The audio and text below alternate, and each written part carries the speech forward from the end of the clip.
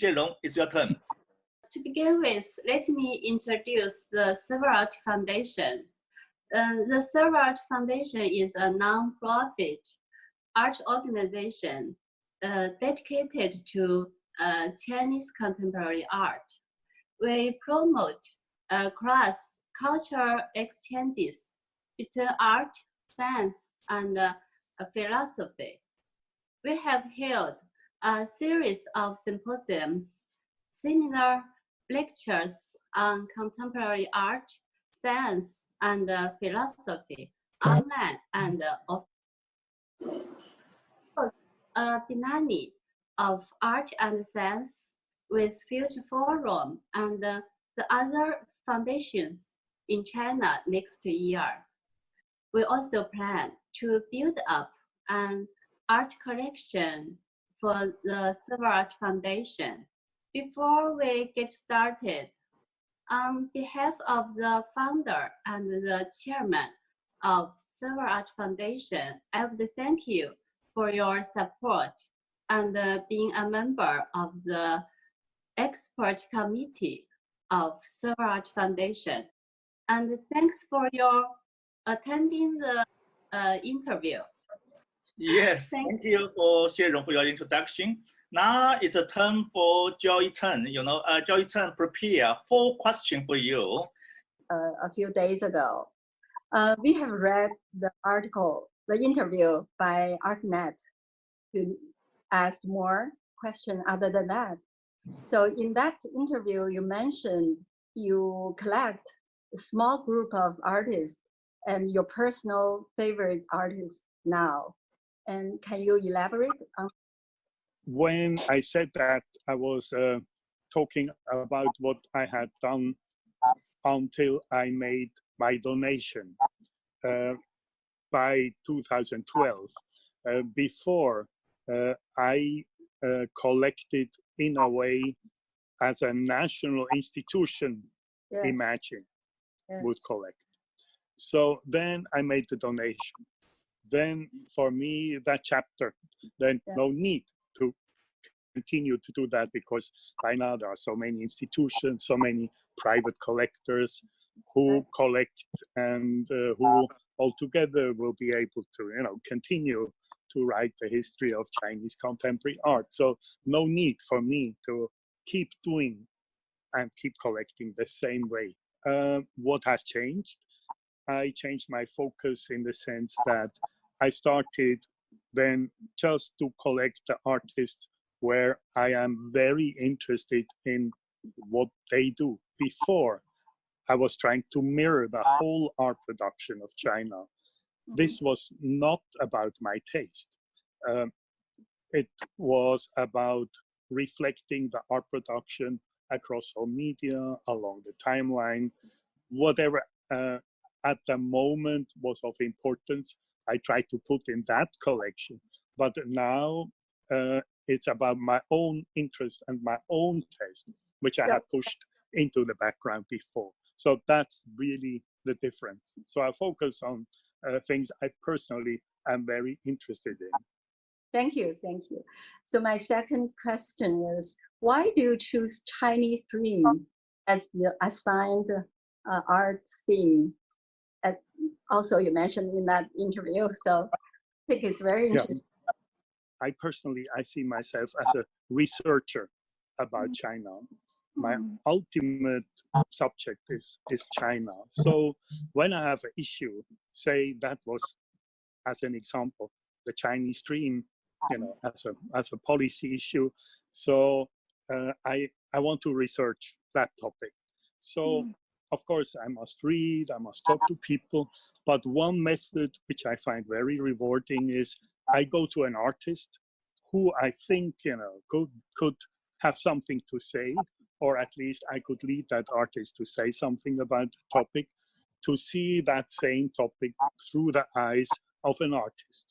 Okay, so as a collector, do you expect Chinese artists to show strong Chinese characteristics in their works to reflect the calmness of human and universal value out of their own experience? What do you think? Do you do that? Well, for me, it's not an either or. You know, it can be all of this. It can be all at the same time. It can be all in a sequence. But for me, that's not material. I'm more looking along, say, two layers. One is the layer of content. One is the layer of form of the artwork.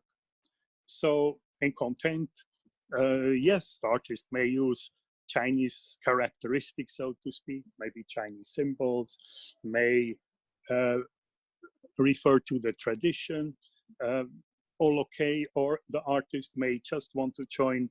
I think that's the second thing you refer to join what I call the global mainstream art, you know, which is what we commonly understand, this worldwide, maybe similar looking type art. Whatever the artist chooses, she has just to excel in whatever method. You know, this could be in a language using or referring Chinese tradition or something totally different.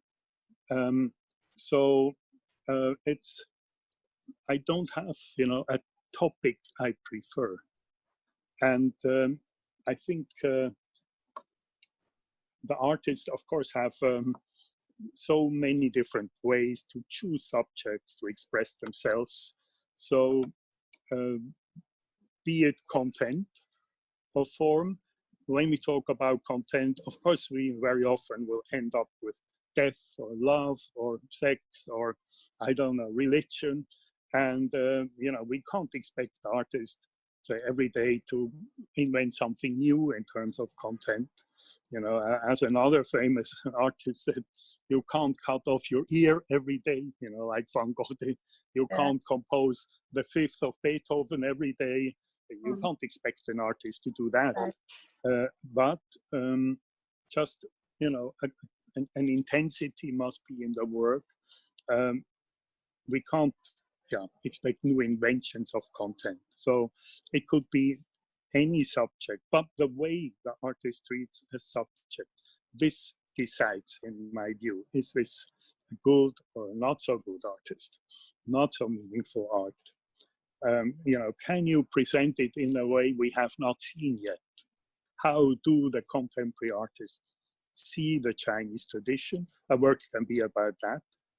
Do they want to continue the Chinese tradition as it is? Do they want to take the tradition somewhere else? Are they maybe making fun about their tradition? So all these different behaviors, you can do them very interestingly or very boringly. So the how-to is maybe the most crucial issue about good or say meaningful art or less meaningful art. I'm cautious to talk about good or bad. I prefer to talk about meaningful or not meaningful. So, you know, that maybe covers a little bit.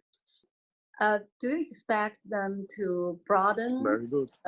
The boundary of art or the boundary of thinking, like ideas? Yes, in fact, I expect them to do everything, but I cannot expect everything from one artist. You know, they can't do everything, but some maybe open up a new medium, maybe use a very new medium in an interesting way. So, you know, we could talk about that, all the new media, but yes, I mean, if the art doesn't push some boundary, then it's most likely repetitious, and we have seen it before. Right, and also political and like a sociological content. Yes, yes, yeah, yes. If the artwork, you know, focused on that, then of course, you know, that artwork may also take me in that space, you know, to a boundary. We just don't want to see repetitions. We don't want to be bored. So that's the art I personally am interested in. Good. It doesn't mean, you know, it's just a value judgment for me. You know, it doesn't have to be one for you or for who, or, you know, everyone will look at it differently. So this is personal, what I'm saying. Other people may look at it differently. Okay. And the fourth question is, you have collected and studied Chinese contemporary art for over 30 years. And for the last 10 years, what do you think of the changing status of Chinese contemporary artists globally? What do you think of that for the last 10 years? Well, you give me a very big task here to judge on that, because there are so many factors in play. Well, I think Chinese contemporary art had better moments, you know, as seen from the world than today. In fact, 10 years ago, 15 years ago, it was more hot than it is today for a whole number of reasons. It has to do with the market as well. You know, the market always wants flesh. So always in demand of something new. And there was a moment where Chinese art just appeared so new to the market or to the international curators who didn't know Chinese contemporary art before. So that helped, but also the art at that time was quite intense, I think, and was say working on and describing and dealing with a situation that the world was not familiar with. So Chinese contemporary art was also a way to see the world anew, particularly people who had never ever known about Chinese tradition or Chinese art in the least. So they were very surprised. I know that because I talked to so many people about contemporary art because of this art award. So many famous curators said, wow, we have no idea that the Chinese art production has such a width and such a depth, and, you know, deals with every media there is. It's not just, I don't know, ink painting or something. Of course, things we all know, but they didn't. So, you know, that moment has passed. And a few Chinese artists, you know, they could actually, you know, take the moment and ride with this kind of dynamic. But many then, you know, got lost in the international perspective, were not followed anymore, rightly or wrongly, maybe because they didn't contribute much anymore, or maybe they did more of the same, or it can have many reasons. There's also maybe a kind of backlash now, because there is a kind of, how should I call it, you know, this war we now are witnessing between, say, the US and China. So, you know, you are not very popular if you are a big museum, and right now you stage, you know, this big Chinese contemporary art exhibition. So before, you know, there was a real need because the people felt China's going to be very important, so we better understand its art. And I told so many people as well, you know, it's through the contemporary art, you know, a China which you can't read about, or you can read 100 books, but a big exhibition may be more telling. So there was this interest for China because the West has to reckon with China. But now there is a danger, there's a backlash because the mood has changed. Now all of a sudden China is the enemy to many cultures in the West, and that's how they feel.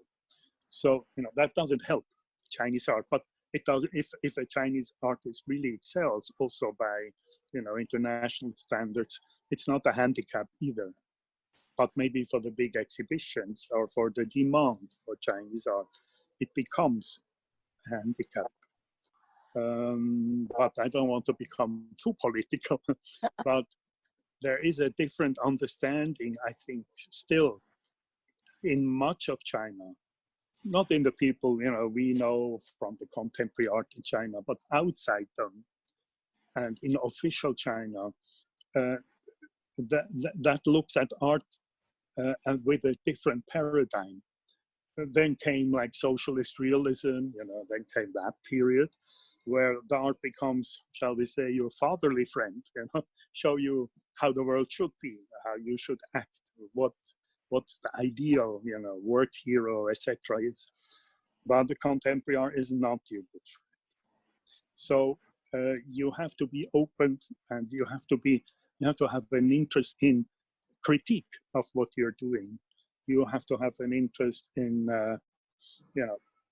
art showing you new space, showing you new thoughts. You have to be much more open than in the old tradition.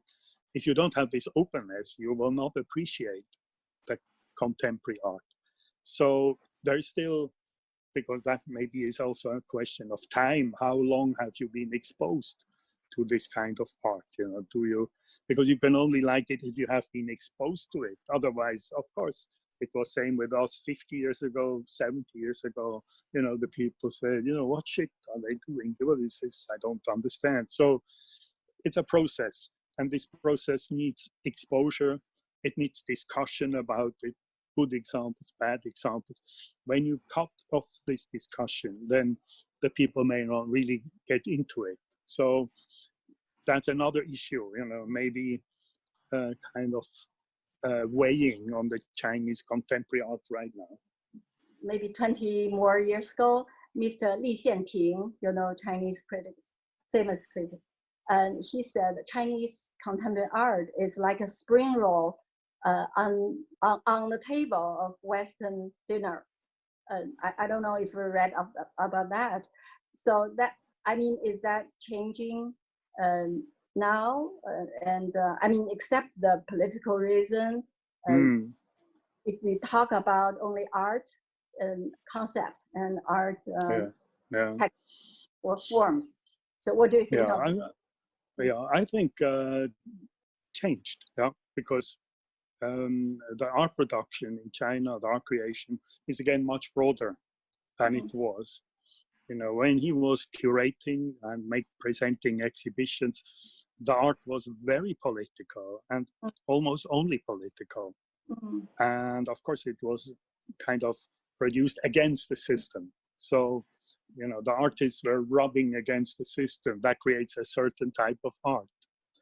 Now, that situation has very much changed. And of course, Chinese society, is at a very different place from what it was then. And so the artists deal with, where the Chinese society is in now. And these issues, now, it could be urbanism, it can be identity, so there are many, many things. And also ever more like abstract art with its formal questions didn't exist, when Li Xianting curate almost didn't exist. So I think that has changed. And also the Western people, the curators, museums, the ones who are in the know, they don't look for the spring roll type.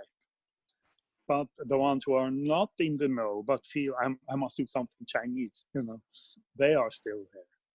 They are still there.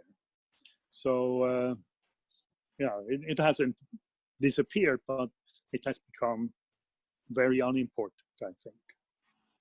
But of course, you always have like the many Western curators, and I see it coming again, with China being the foe of so many people, that they will pick again the works that deal with human rights or that deal with Tibet, etc. I can already see them, the one who are not so familiar, they will choose these things, the Western curators, because they think that's what their audience wants to see. So, we may come back to a somewhat similar thing from another corner now. That's a risk. And as you said, maybe China contemporary art is now, not, at high peak, right? Period. But you're still interested in Chinese contemporary art. Why? Yes, still very interested, because as I told you earlier, my ultimate subject is still China. So I research it through the contemporary art. And as I said, business, politics, and, one life not enough to come near a clear image or picture. So yes, I will continue to do that. Also, I sit in the middle of it. Well, not now, because now I cannot travel, but normally I come to China 6-8 times a year. So, and most of my friends, they're somehow in the art world, artists, you know, and the like. So it's, for me, it just makes sense to continue. It's not, you know, it wasn't the flavor of the moment for me. It's a kind of lifelong kind of activity. And you know, it's still a huge space, and it's a huge art scene, and it has many, many, many facets. So I don't think it's boring in any way. For me, more boring to look at, say, or if I would only have to focus on European art, then I wouldn't be so happy. And now it's my turn. I have 5 or 6 questions for you. And the first question is, in recent years, Chinese curators try to bring contemporary art to countryside.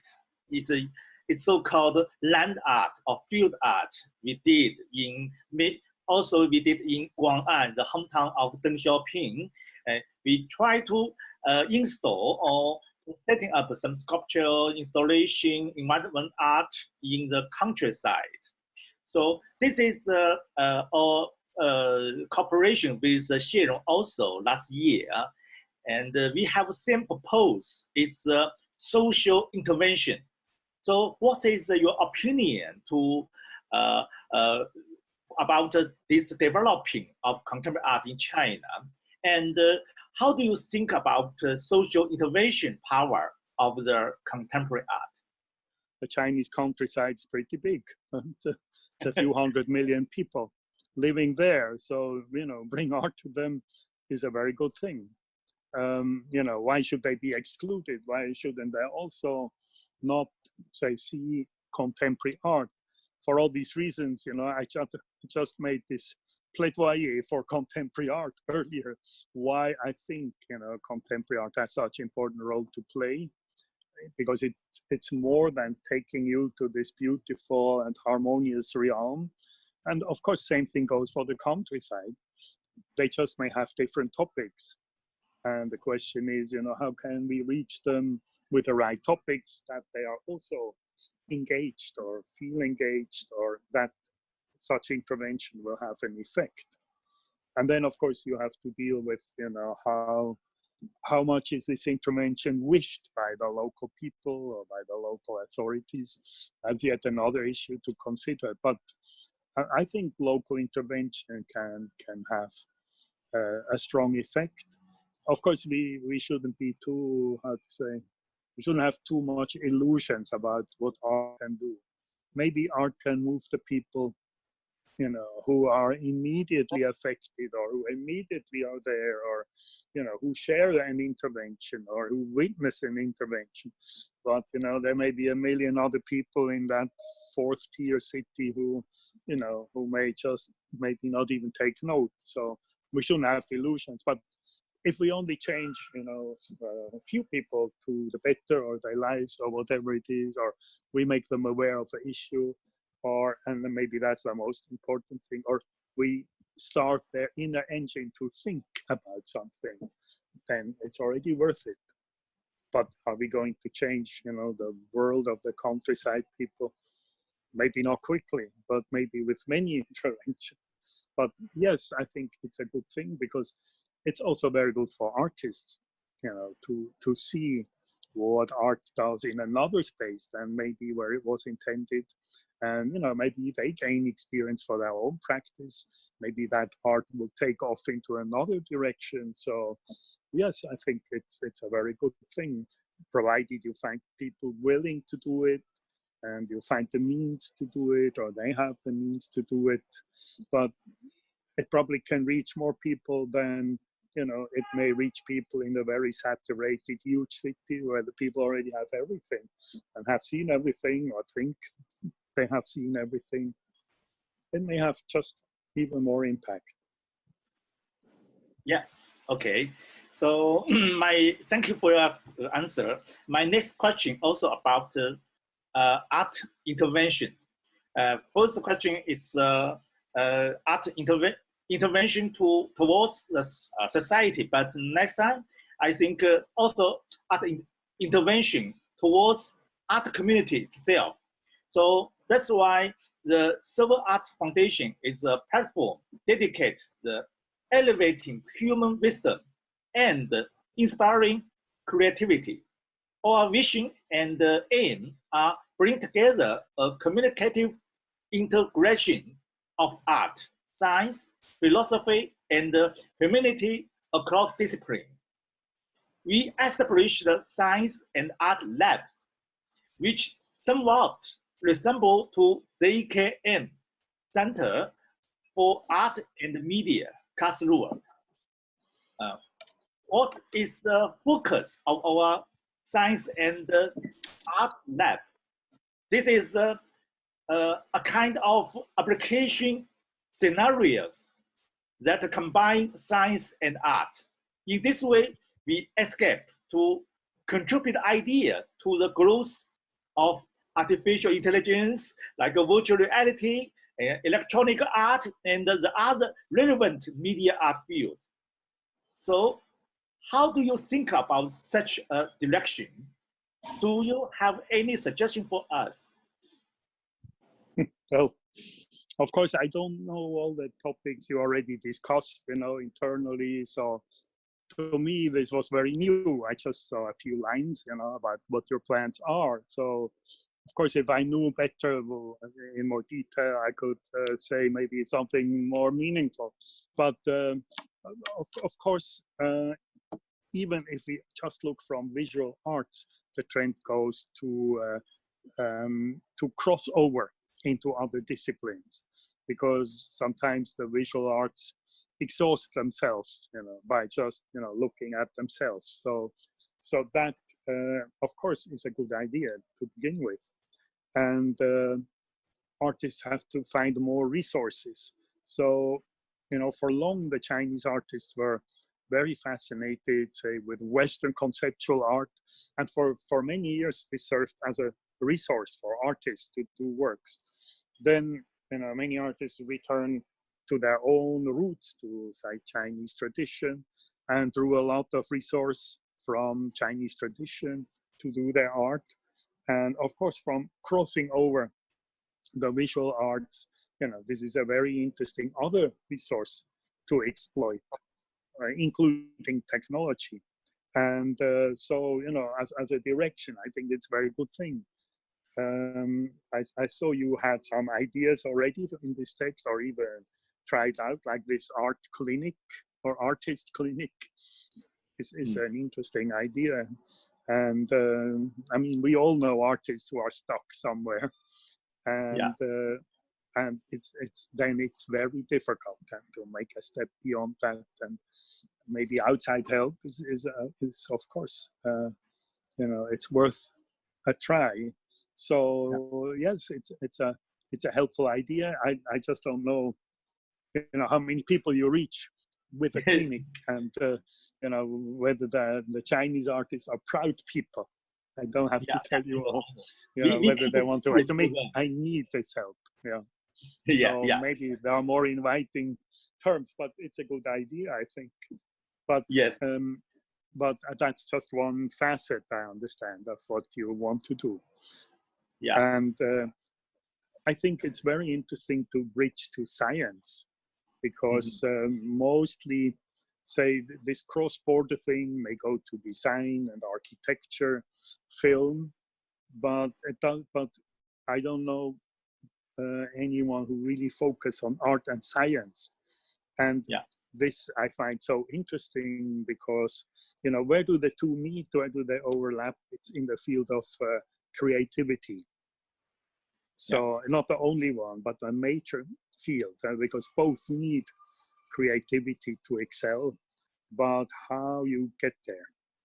So you mentioned that word also several times, and in the paper. And I think a focus on creativity, to draw the lessons from both fields, that can be very rewarding, and not so much has happened there. Actually, in Switzerland, many years ago, we had a psychiatrist who focused on the creative process. And this was very interesting what he did. And maybe that's something, you know, that could be done in China as well. And the scientists and the visual artists, I think, are the ones maybe depending most on these two elements. You know, not so much the craft, not so much the design, also not the very functional disciplines, not so much applied art. But these two, I think, have a very good match, talking about creativity. Of course, they have different directions. You know, the science has to help a purpose.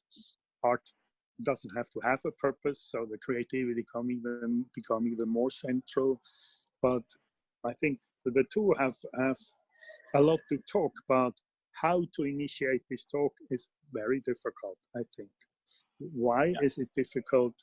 Because, say, you know, if you bring artists together, of course they want to keep some things to themselves. They don't want to tell you, this is going to be my next work. And, you know, the other artists may even steal my idea.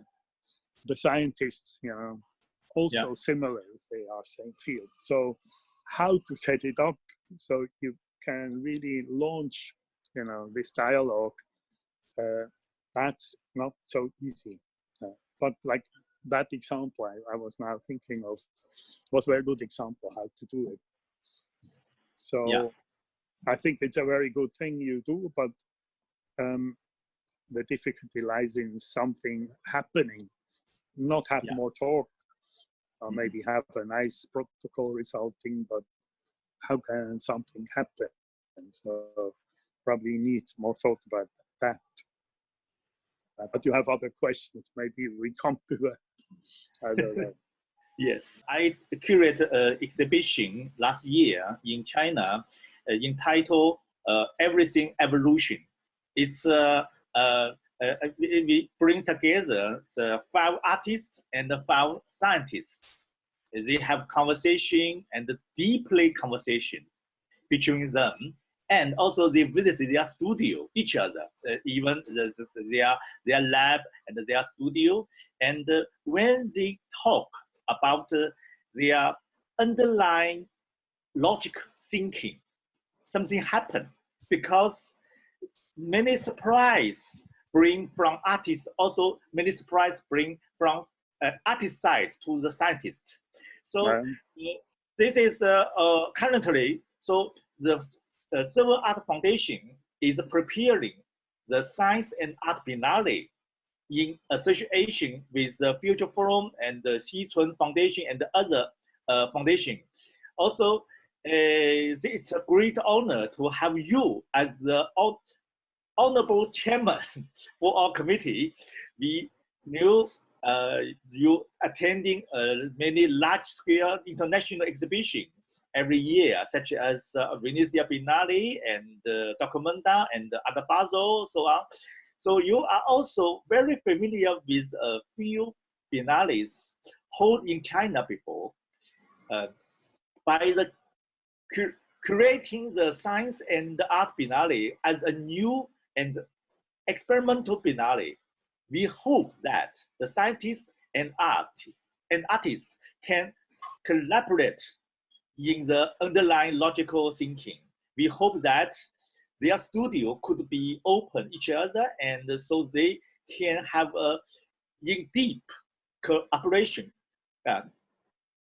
in deep collaborations in terms of creative thinking, rather than only a collaboration between production or at a technical level. So is it possible to initiate such a new biennale? Yeah, I talking about new initiation also. How can we promote such a new biennale? So you have so many experience. Can you share your experience to us? You know, what's a biennial? A biennial only says something every 2 years. It has no other meaning. Yes. So, you know, are we talking about the exhibition? Are we talking about, you know, every 2 year symposium? Are we talking about every 2 year artists and scientists visiting? You know, are we talking about a product? Who is the audience? So all these things have to be kind of cleared to come up with a round proposal. So you have to tell me a little bit more about your current thinking, so I can be helpful. Which of the things I talk about is it? This is a Biennale. Your Biennale, so many Biennale in China already, but this Biennale more focus in science and art. This cross-discipline efforts. So every book was produced by artists and scientists together. They have this cooperation to produce their work. So we have the proposal for the museum next year in Shanghai and in Beijing, and we already invite some artists to think about that proposal, and also the scientists very exciting. Many scientists, interesting artists, and also they try to create some artist work, but they still shortage of the knowledge of the art. So if artists and the scientists, they bring together, they create many good atmosphere to have deeply conversation, and also a depth rethinking. How can I create something? So so this Biennale just in exhibitions, but we try to bring the new direction for art. It's not only depend on the level of technique. It's depend on the thinking. It's like underlying logic thinking about science, about art, about creative. So you have to say launch the process now to be ready in 1 year or something. Huh? And yes. What you launch as a process is that, say, one artist and one scientist or many of each side meet and brainstorm, and then maybe the artist walks away and does a work, or maybe the scientist walks away and does a work, or maybe the two do a work. Yeah, this is like a production produced by the artists and the scientists together. Yeah, maybe their field, but all the work not only come from artists, also not only come from scientists. They have the collaborations, and they have to discussing and produce the work together. So this is a new style and a new thinking for the curating. For me, it's also a challenge. But in last year, some work produced by artists, they really open the mind of the artists. Artists really like to participate this new context and the new situation to produce work. So their way of thinking is changed. That's clear to me. Yeah. I talk about you must give this thing a structure, which is, is there a moment where artists and scientists find each other? Yeah. You create that moment, or how you get the process started, where they'll produce what I understand is what we call an artwork. Do we call it an artwork? What the two produce? Yes, when they produce some proposal to me, and I work with some curating teams. We also have the conversation between artists and scientists. So when the artists and scientists have the agreement of a good productions, and maybe we think it's done. When artists and scientists really enjoy these creative conversations, they could produce some new work. Sometimes the new work is a jump out of their way of thinking. It's so different from their formal work. But we try to support, we will pay the artist fee and the material fee for some good proposals. And then the artists and the scientists, they can they can produce their work, and then maybe we can show half of the project. Maybe we can show 70% of the project. But this is experimental biennale. So experimental exhibitions. That's we tried, and also we very interesting the procedure of the producing, how they are working, how they are fighting. And we have many documentary video and documentary of process and to show the background of the exhibitions. So we not only like to show the artwork was produced by the artists and the scientists. Also, we can show their dialogue, their conversation by many documentary and as a background. So this is also, I think it's like a science and art lab, but this lab could produce a new way of biennale. And we try to prepare for 1 year and more times, but it's a good challenge for me. It's as a curator, independent curator. Yeah. I think, yeah, but need a strong hand to give it a structure. So after 1 year, there is a result to show, whatever the result is. But you know, you have to kind of define a process, and there has to be a cutoff of the process. And it's very interesting, but it's kind of time-consuming.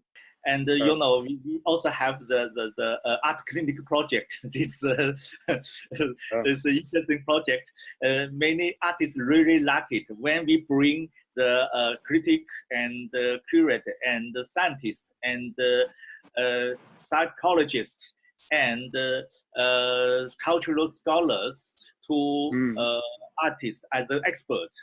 Artists so happy to listen and conversation with them, and also we are succeed in setting up a few conversation with a few artists already online between expert and those artists. We keep secret for those artists. You know, it's the artists also proud of them, but artists really like this project, and it developed their vision and their way of thinking and rethinking.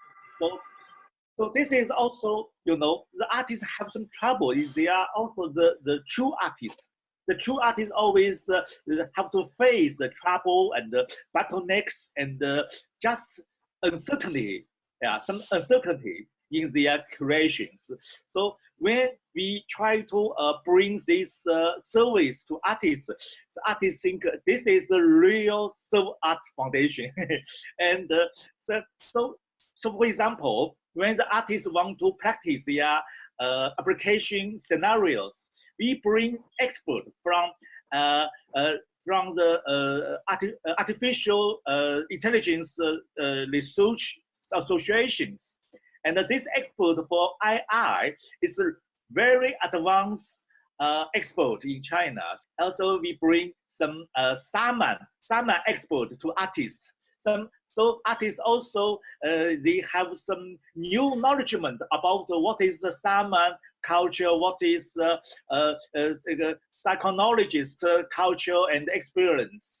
So even we only accept 3 or 4 artists from the art clinic project, but the result is good. Also, artists really enjoy the process. They think it's not only about production, but also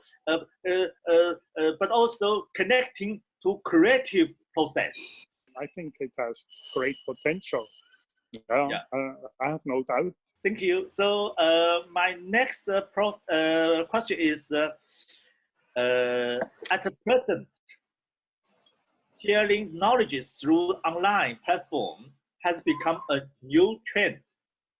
Since there are more discussion about online and online exhibition or virtual exhibition such as Thunderworks and virtual artworks, and online interactions.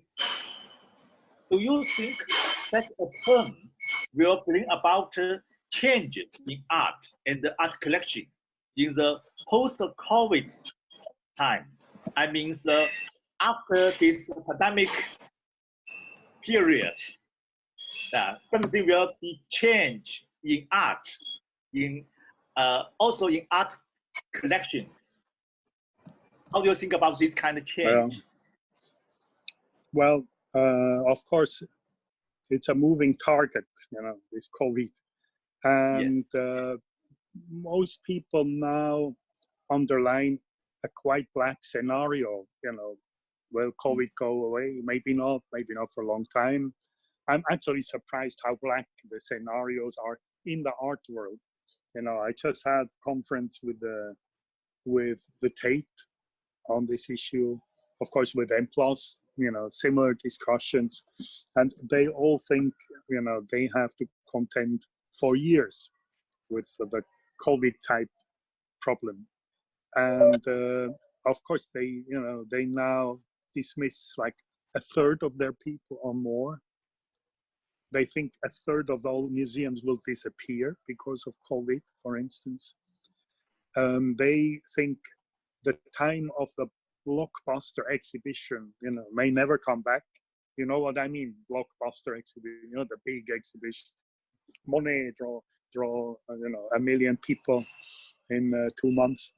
So, they think it has dramatic effect, at least on the presentation of art on the museums. And it bring out more the value of a collection, because the money is there to show collection exhibition. The works don't have to travel, because here comes in another issue like the whole climate change, etc., which all of a sudden a lot of people feel, well, first of all, should we travel to exhibitions all over the world? Second, should the works travel all over the world, to be exhibited? Maybe the screen can do this, for instance, to come closer to your question. Personally, I think if there is a vaccine, something, the COVID goes away, people in their general attitudes will very much return to old habits. That doesn't have to be for art and for the art people and for the art market and for collecting, because what we learn now, I think the good things we will keep. So, I mean, all these virtual exhibition rooms, etc., they draw actually a lot of people. People, of course, due to COVID, spend more time looking at art. There is not a day where I don't receive, say, emails, to join this and that, be it to speak or just to view it. That didn't happen in the past in the same, quantity. So it has really changed. And I think that's an interesting facet, all these webinars about, God knows what. If I have an interest, I can click into a million things. But it also makes it more difficult. There's more competition all of a sudden for our time, because I don't want to spend my day with 5 webinars. Maybe I can do a webinar every second day or something. So, it's new rules, and yes, some of it will stay, I think. Particularly the use of the screen for communication will stay. Last question. As I know, you are not only an expert for Chinese contemporary art, but also you are good at Western art, Western contemporary art. So last question comes from Xie Rong. As an art consultant of Art Forum, she was engaged into setting up a new museum. It's a so-called Science and Art Museum for the Art Forum in the future.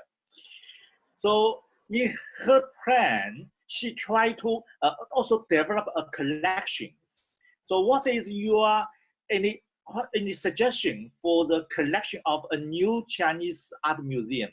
Should they collect more Western art, contemporary art? Well, first of all, if doing a museum, I would put much effort in doing a museum like no other. that's not so easy to do. What to collect? I think I would strongly suggest my method of commissioning, because then you can really target what you want. You know, you can really target something that fits exactly in this museum.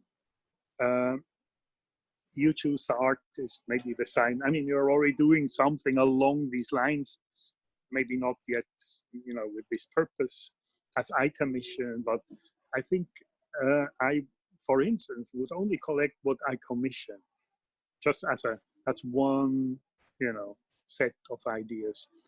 And I would carefully select what exactly I feel is the core of this and build around this core, art and science. I wouldn't make it conditional, you know, that is from here or there, but I would build it around Chinese artists. So that would be my, you know, not very well thought out answer, just what comes to my mind. Yeah. That's all my questions, Uli. Thank you for your answers, kindly answered. Joy Chen and Xie Rong, do you have more questions?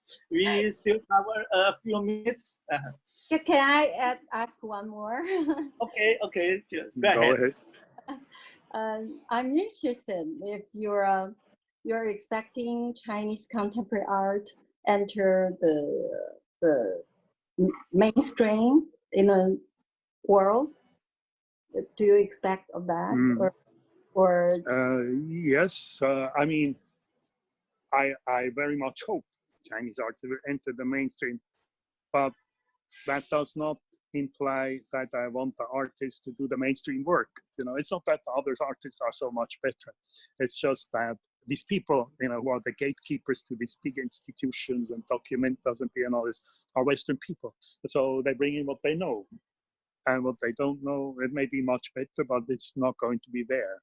So yes, I think, you know, there are enough Chinese artists have the potential to be mainstream artists. But it takes a number of things, you know. It takes someone to help you there. It takes someone to see you at the right moment. It takes maybe even a good gallery, you know, who is putting an effort into you and not into someone else. And, you know, it's a lot of things, and they can make, you know, out of a lot of good artists who have the same potential. You know, some will just, you know, shoot up. They are not better than others, but because of their, you know, luck and all these elements just fit at that moment, you know, they make it and others don't. So I think, yeah, there will be ever more Chinese artists, I hope. Thank you.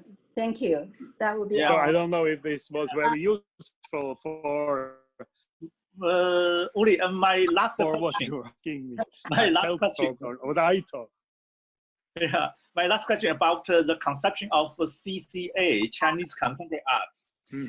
Does this conception of Chinese contemporary art exist? Somebody think this is like a fictional conception, and people talking about the YBA. Everybody knows it's a young British artist, but CCA, we understand that it's from your prize, CCAA, and then we understand what is the conception of contemporary art. But in the mainstream of global art community, is it a real conception? It makes sense to everybody to understand what is the meaning of CCA in the global science, global scenes. Yeah. That's a good question, because you know, there are some doubts about this, because there are doubts about, is there Chinese art, or, you know, is there this or that. I personally am very convinced, you know, there is American art, there is even Swiss art, there is Chinese art. So that doesn't mean that, you know, in the end we have to have Chinese symbols there. But, you know, it may be the attitude towards art, or it may be, you know, like, I don't know, the Shan Shui tradition, you paint from your imagination rather a landscape. You don't go there and represent the real thing, or, you know, there's a lots of things you find in your own tradition, and that can create this difference. Otherwise, you're just one of everyone. Okay. Yeah, this 1.5 hours is so fast, and I thank you. You share very effective and influential experience and knowledge for me, for our colleague. Xianrong, what is your? Mr. Uli Sigg, I have a Yeah. question. Give a wish to the Server Art Foundation. Uh-huh. Well, actually, who asked me some time ago, like he said, can you think of a slogan or something? Yes. And if I have a wish, it's related to that. It's about creativity. I think this is very much the focus of the Art Server Foundation. And why I talked about that, I think this is the only thing that will save us, in the world. It's the human creativity. It's the only resource, no limitation. All our resources that will be used up at some point, or they destroy the planet. There's only this one resource. So important. It's the creativity. That will, if anything, will save us. It's that. And I'm very happy that this Server Foundation actually focus also on the creativity. So I hope this will be very conducive to more creativity in people of China and beyond China. That's really my hope. Yes, and I think you have something very material there you started. Yes. Thank you, Uli. Thank you for your greeting and your experience, your knowledgement to share to everybody, to us. And very thanks, many thanks for you, and thanks to Joy Chen. Also thanks Xianrong for this attending this interview. I think this is very interesting and full of the knowledgement and experience. Thank you all.